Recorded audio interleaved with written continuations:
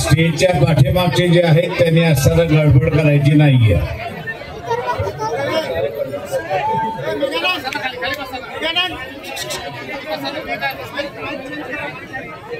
सैनिक तुम्ही काहीच बोलू नका, मी इथं सांगतो सगळ्यांना. हा हॅलो हॅलो हॅलो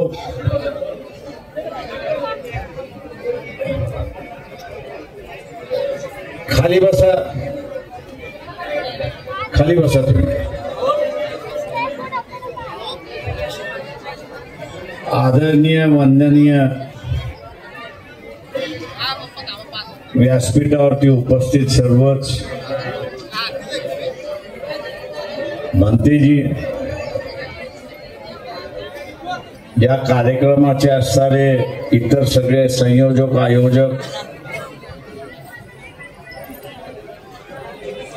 आणि या लेणी परिसरामध्ये आपण सगळे उपस्थित असणाऱ्या बंधूंनो आणि भगिनींनो,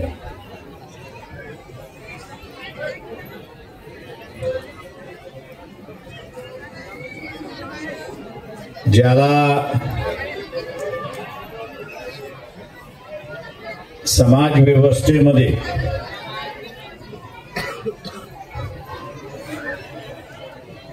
स्वतःच ओळख, ज्याला इंग्रजीमध्ये आयडेंटिफिकेशन म्हणतात,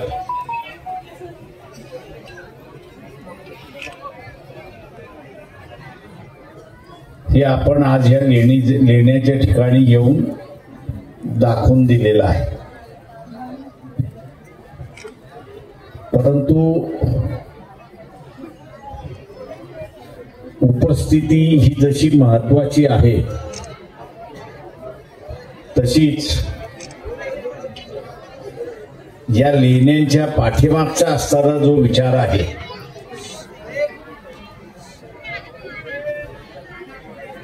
की ज्याचे आपण सगळेजण जनक आहोत,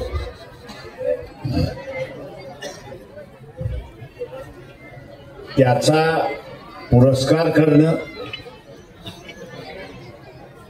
त्याचं अंमलामध्ये आणणं आणि जतन करणं ही आपली सगळ्यांची जबाबदारी आहे, हे आपण लक्षात घेतो.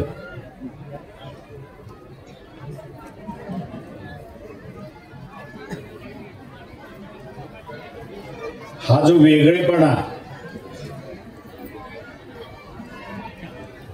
आपण उभा केलेला आहे, हा समाजाला आणि देशाला उपयोगात आहे, हे आपण असं लक्षात घेतलं पाहिजे. आपण नेहमीच म्हणतो की आम्ही असताना हजारो वर्ष गुलामीमध्ये राहिलो. तशाच रीतीने हा देश सुद्धा गुलामीमध्ये राहिला अशी असणारी परिस्थिती आहे. म्हणजे देश सुद्धा गुलाम आणि ती देशातली माणसं सुद्धा गुलाम अशी असणारी परिस्थिती. देशातला जो असणारा शूद्र होता, अतिशूद्र होता, तो इथल्या समाज व्यवस्थेचा गुलाम होता.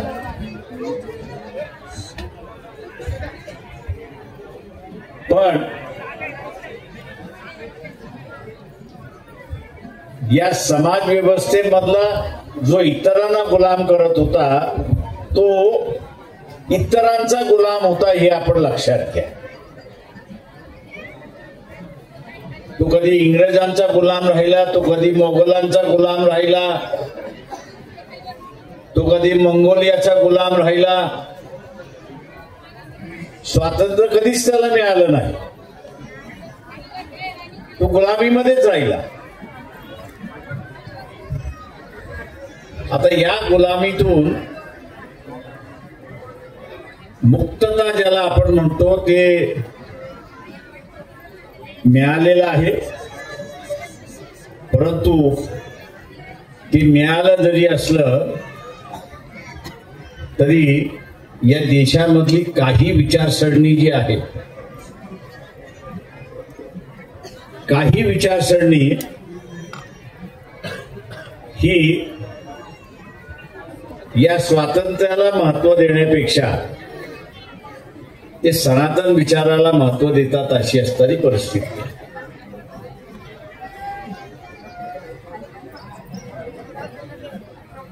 देशाचं स्वातंत्र्य म्हटलं की त्याची सीमा आहे. देशाचं स्वातंत्र्य म्हटलं की सीमा आली. पण सनातन विचारसरणी आपण म्हटली तर ती सीमा नाही. आणि ती सीमा नसल्यामुळे संरक्षण कोणाचं करायचं? सीमा नसल्यामुळे संरक्षण कोणाचं करायचं?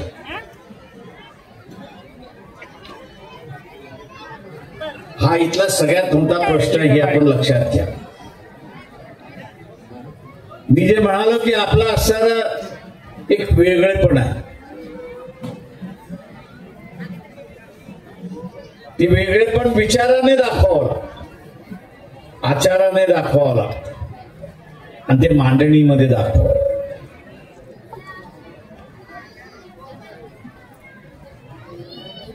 बाबासाहेब असं म्हणाले होते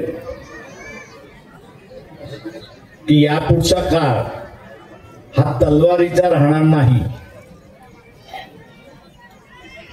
तर यापुढचा काळ हा पेनातला राहील अशी असणारी परिस्थिती आहे. म्हणजे ज्याच्याकडे बुद्धी, त्या बुद्धीचा असणारा जो वापर करेल त्याचं राज्य येणार आहे. आता ह्या बुद्धीचा असणारा वापर आपण करायला त्या ठिकाणी शिकलं पाहिजे अशी परिस्थिती आहे. आणि बुद्धीचा वापर करायचा असेल तर त्याला दोन गोष्टी महत्वाच्या आहे. एक आपल्याकडे ज्ञान पाहिजे आणि दुसरं काय पाहिजे? दुसरं काय पाहिजे? दुसरं काय पाहिजे?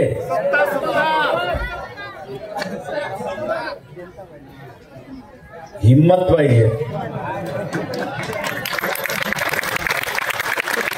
जे ज्ञान आहे ते मांडायची हिम्मत नसेल,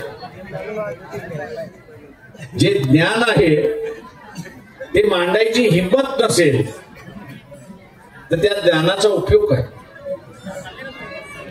त्या ज्ञानाचा काहीच उपयोग नाही अशी परिस्थिती. आणि म्हणून हिम्मत ही सगळ्यात महत्वाची.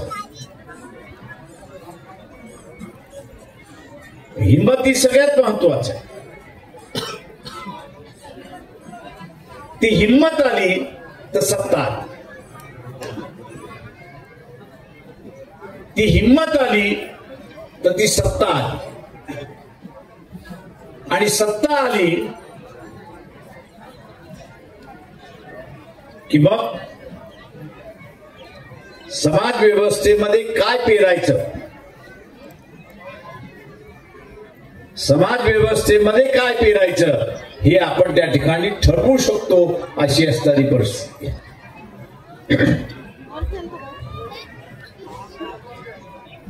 आणि म्हणून ज्ञान आणि हिम्मत ही सत्ता देते. ज्ञान आणि हिम्मत ही सत्ता देते आणि सत्ता मग आपल्याला पाहिजे ती व्यवस्था निर्माण करता येते अशी असणारी परिस्थिती.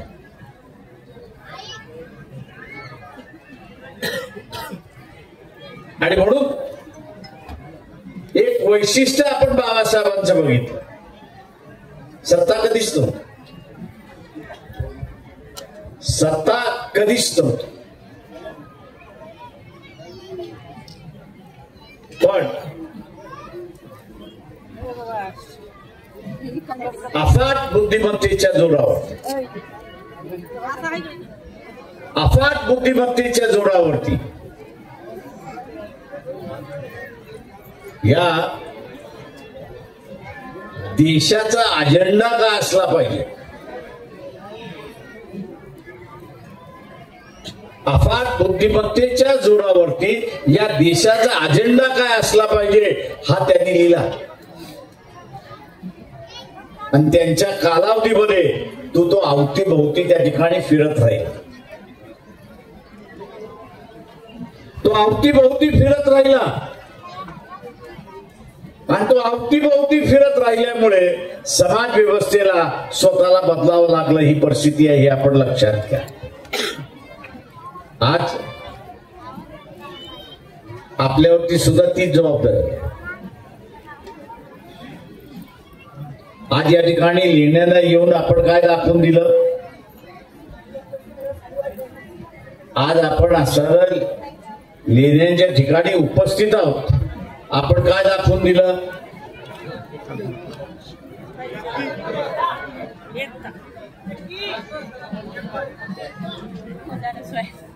बरं, एकता दाखवून दिला. अजून काय दाखवून दिलं?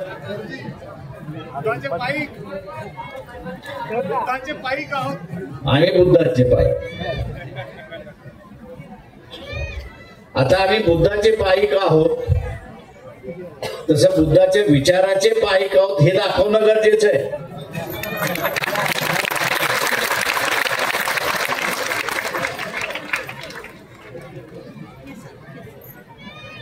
बुद्धाच्या विचारांचे पायक आहोत हे सगळ्यात महत्वाचं आहे.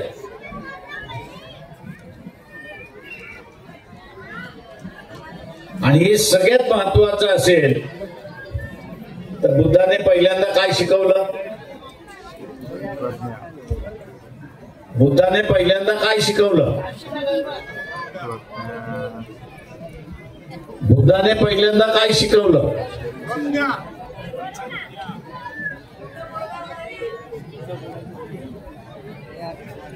बुद्धाने पहिल्यांदा शिकवलं की शीलवान व्हा.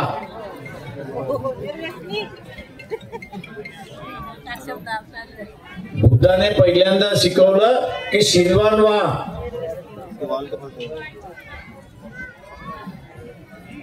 आता शीलवान व्हायचं असेल तर आपल्याला काय करावं लागेल?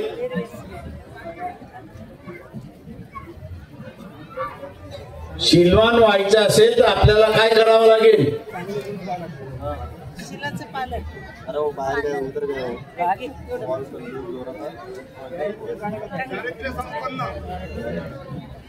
चारित्र्य संपन्न.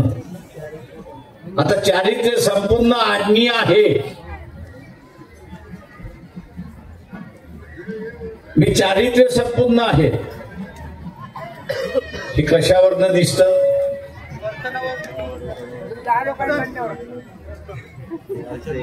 आचरणावरनं दिसतं, वर्तनातून दिसतं. आता किती जणांचं चारित्र्य वर्तनातून आणि आचरणातून शीलवान आहे त्यांनी हात वरती करा.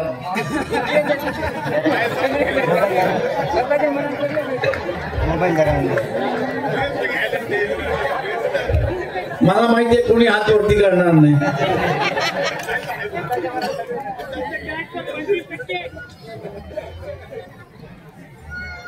मी हात वरती करणार नाही. आणि त्याचं सगळ्यात कारण की आता इलेक्शन येतंय, तिथं शीलही गेलं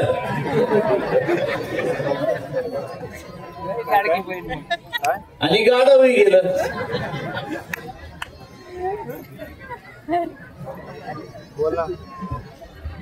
ज्याचं शील आहे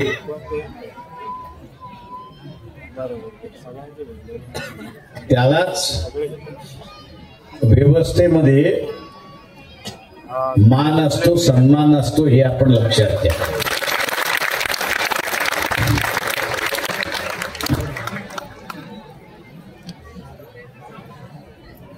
त्याला मान असतो, सन्मान असतो. त्याचा एक दबदबा असतो आणि म्हणून मगाशी मी जे म्हणालो की बाबासाहेबांकडे सत्ता नव्हती, पण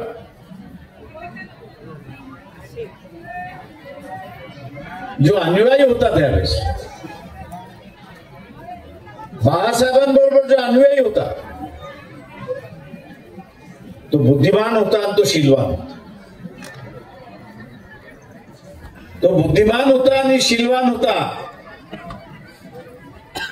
आणि बुद्धिमान आणि शीलवान असल्यामुळे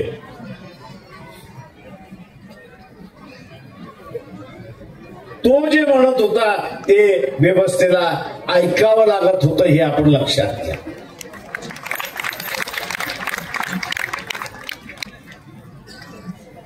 ते ऐकावं लागत होतं.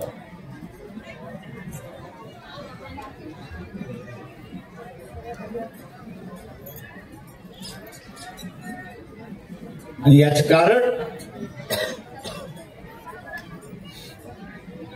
की ज्याचं शीलवान आहे आणि बुद्धिमान आहे त्याचा एक दृढ निश्चय असतो. त्याने एक निश्चय केलेला असतो.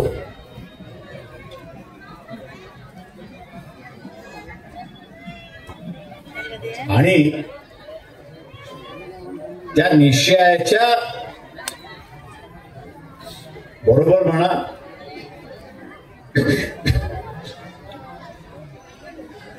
किंवा तो त्याचा उद्देश होतो अशी असणारी परिस्थिती. आणि उद्देश झाला तर आपल्याला त्याला त्याच्या बाजूने करता येत नाही अशी परिस्थिती आहे.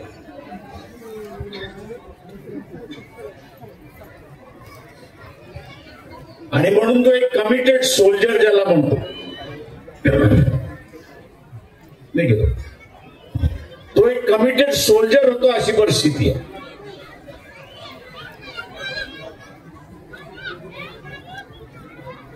आपल्याला सुद्धा या येत्या कालावधीमध्ये हा कमिटेड सोल्जर व्हायचं हे लक्षात घ्या.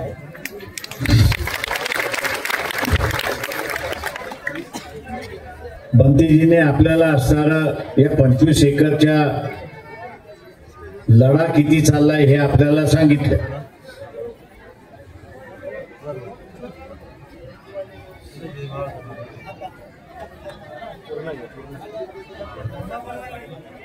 पण या लढ्याला यश येत नाही. का येत नाही?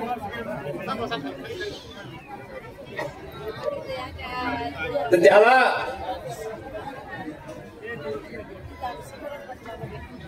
चारित्र्य असणारा, शीलवान असणारा, बुद्धिमान असणाऱ्या व्यक्तीची जी भीती पाहिजे ती भीतीच राहिलेली नाही.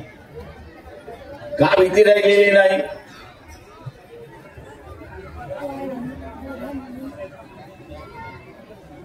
आणि भीती का राहिलेली नाही? तर कधीही खरेदी विक्री होऊ शकते. आणि ज्याची खरेदी विक्री होऊ शकते, चिंता करू नका. बाजारामध्ये भाजीपाला जसा विकत घेता येतो तसे याने विकत घेता येतं अशी परिस्थिती. तेव्हा हा जो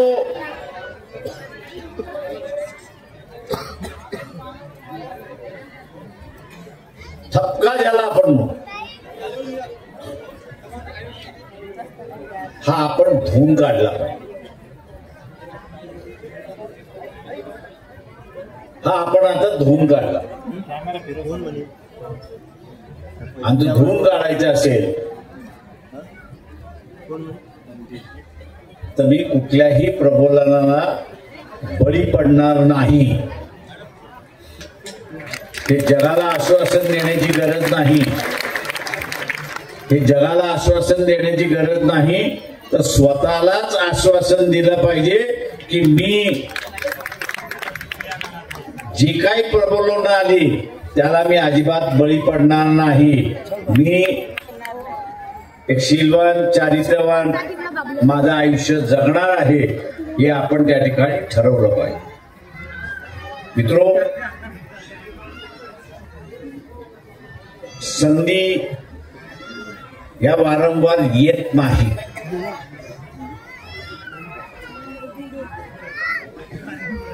आपण नेहमी असं म्हणतो की अशोकाने राजेशाही दिल्यामुळे बुद्धाच्या विचाराचा प्रसार आणि प्रचार जगभर झाला, जगभर झाला. आपल्याला सुद्धा हेच कार्य या ठिकाणी करायचं आहे. हा उद्देश आपण ठेवला पाहिजे, हा निश्चय आपण त्या ठिकाणी ठेवला पाहिजे. नाही तर मला आरक्षण मिळालं पाहिजे,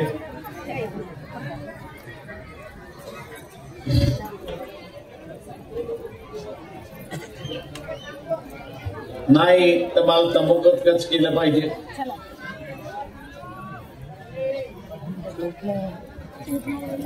उद्देशाचीच उंची जर लहान असेल, उद्देशाचीच उंची जर लहान असेल तर तुम्ही बदल कुठे करणार? बदल होणार नाही. तेव्हा आपला सुद्धा उद्देश हा मी मोठा म्हणणार नाही,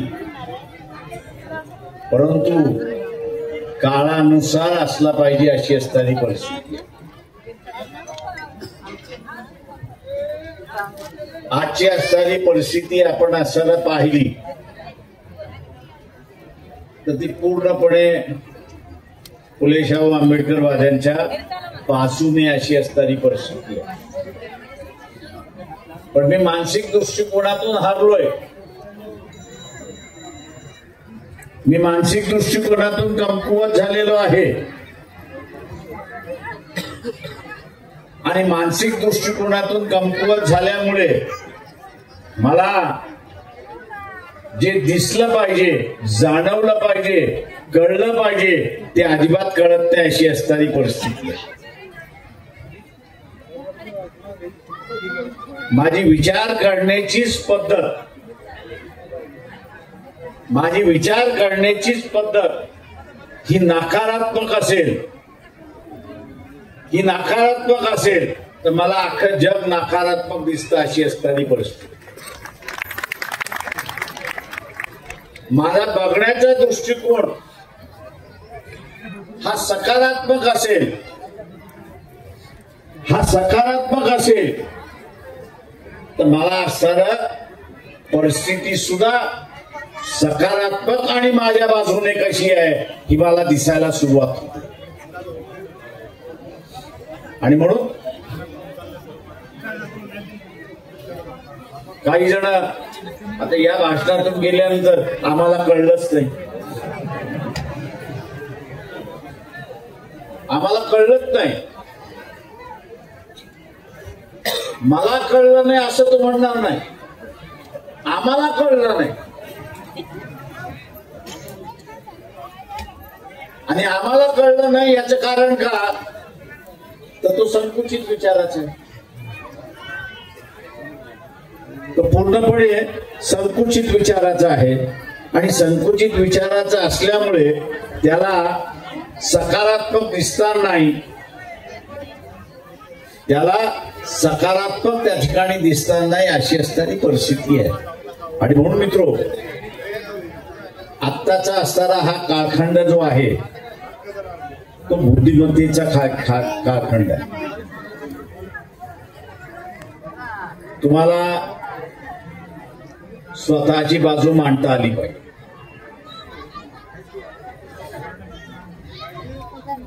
तुम्हाला स्वतःची असणारी बाजू मांडता आली पाहिजे अशी परिस्थिती आहे. स्वतःची बाजू मांडता आली नाही तर तुम्ही हारणारच अशी परिस्थिती. आणि म्हणून या व्यवस्थेमध्ये आपण दोन गोष्टी साध्य केल्या पाहिजेत. एक की मी चारित्र्यवान आहे हे दाखवलं पाहिजे,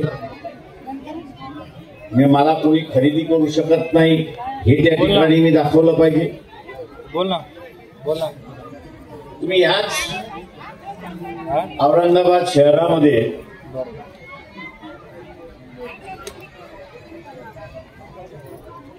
आज जेवढे जमले तेवढीच ताकद त्या मतदान पेटीमध्ये पडली. भंतीजीला कुठं जाण्याची गरज नाही. भंतीजीला कुठंच जाण्याची गरज नाही. सरकारच येऊन म्हणेल की बा ही आम्ही तुम्हाला जागा देतो.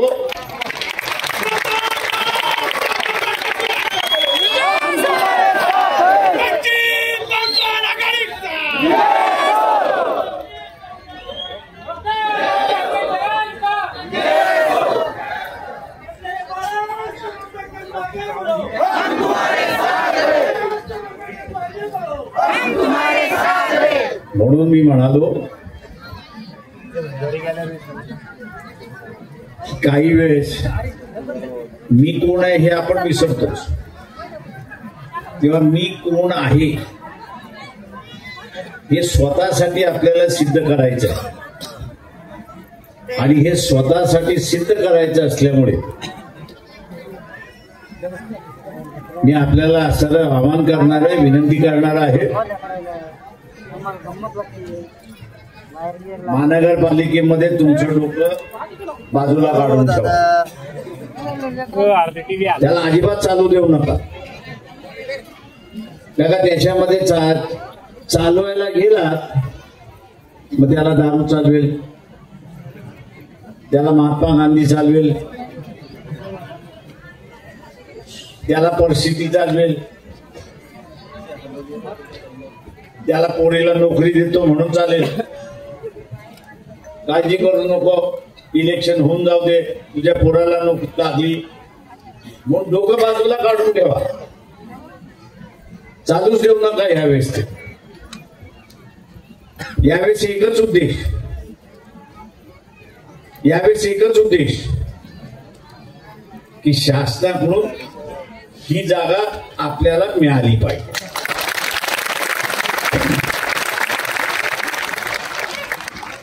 युनिव्हर्सिटी द्यायला तयार आहे, शासनाकडे मंजुरीसाठी गेलेली. उद्देश एकच, गटार सुधारतील का तर सुधारतील, पाणी यायचं येईल का तर येईल. ती महानगरपालिका त्याच्यासाठीच आहे, गटार सुधारायला, रस्ते बांधायला, पाणी द्यायला त्याच्यासाठीच आहे. त्याच्यामुळे तिथं कोणी चुकार करता नामू करता असं नाही. तर आपण असताना एक उद्देश ठेवला पाहिजे. आणि उद्देश काय, ही 25 एकरची जागा जी भिक्खू संघाने मागितलेली आहे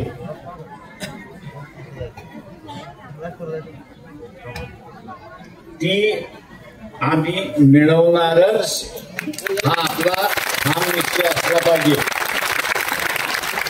काय निश्चय असला पाहिजे? काय निश्चय असला पाहिजे? ही जागा मिळाली पाहिजे. काय निश्चय असला पाहिजे? काय निश्चय असला पाहिजे? जागा मिळाली पाहिजे. काय निश्चय असला पाहिजे? आणि त्यासाठी काय करावं लागेल? कोणाला? नाही ते इथं बोला ना, तिथं काँग्रेसला द्या. काय राहुल गांधीची, राजीव गांधीची आई मेली, बाप मेला, चुलता मेला, अमुक मेला, सगळेच मेले. जेव्हा मलाही सांगावं लागलं होतं, पहिले इलेक्शन ज्यावेळेस लढलो त्यावेळेस माय तो पोरगा एकटा पडला, तर मला सांगावं लागलं बाई 10 गाव आहे, त्या 10 गावामध्ये कुठली माय एकटी पडली नाही जरा बघून घ्या, आणि असेल तर तिला घेऊन या माझ्याकडे.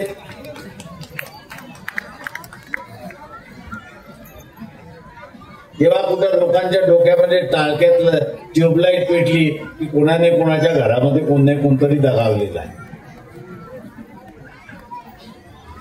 आणि म्हणून आपण सुद्धा हा उद्देश ठेवून पुढच्या वर्षी ही जागा आपल्या ताब्यात असेल एवढं आपण बघूया. मी या ठिकाणी थांबतो. जय भीम.